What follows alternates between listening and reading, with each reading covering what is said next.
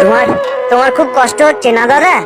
ইস, তুমি ভেবো না, তুমি একদম ভেবো না। আমি যাবো রাজপ্রাসাদে, রাজামশাইয়ের সঙ্গে দেখা করব আমি। হাতি ঘোড়া গেল তল, মশা বলে কত জল। আমি কিছুই করতে পারলাম না, তুই তো কোন ছাড়। তাছে তুই বরং খেলাধুলা করবি, ওখানে তোকে মানাবে ভালো। ওখানে যাওয়ার এখনো তোর বয়স হয়নি। যাস না বাবা, অতগুলো ঘোড়ার পেছনে কি দৌড়ানো যায়? আর আর ওদের কত তেজ, তুইও তো পারবি না বাবা। না না না, আমার এক ছেলে এত কষ্ট করছে, আমার কোলের ছেলেটাকে আর কষ্ট পাওয়ার জন্য যেতে দেব না, কিছুতেই না। না না, আমাকে আর কেউ বারণ করো না, আমি অনেক বড় হয়ে গেছি এখন। নিজের ভাগ্য তো নিজেকেই গড়ে নিতে হবে। আমি এখনই বেরোবো, আমায় আশীর্বাদ করো বাবা। মা মা, আমায় আশীর্বাদ করো, যেন সফল হয়ে ফিরে আসতে পারি।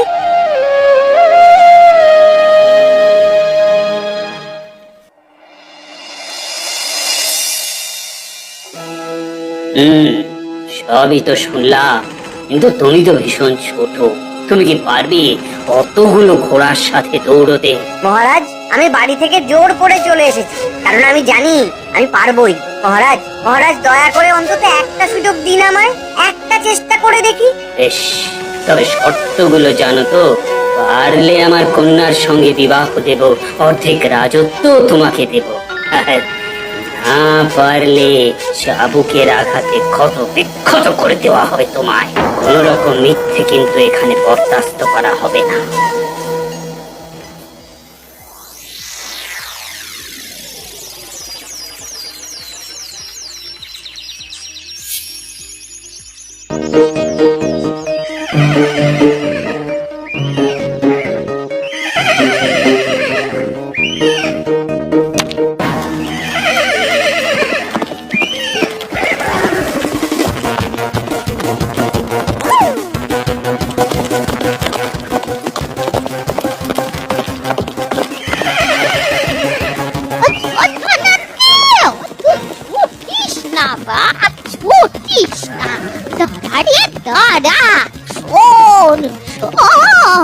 না গো ঠাকুমা, সময় নেই আমার, আমাকে জানতেই হবে যে ঘোড়াগুলো কি খায়।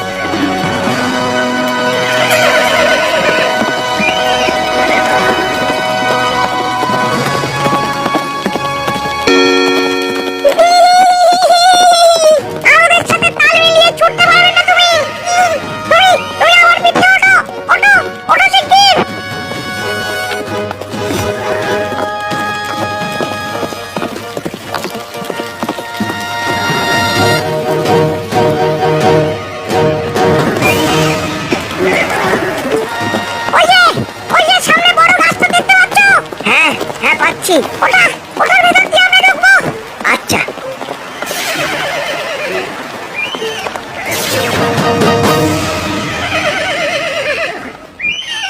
এবার মাটি থেকে তলোয়ারটা তুলে নিজের কাছে রেখে দাও।